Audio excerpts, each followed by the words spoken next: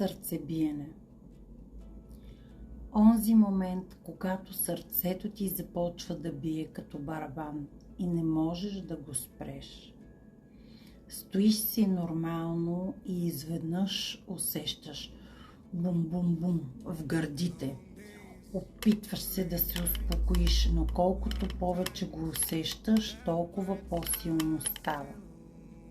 Ръцете се изпотяват, главата се замайва. Мислиш си, какво се случва с мен? Много хора мислят, че е просто стрес или кафе.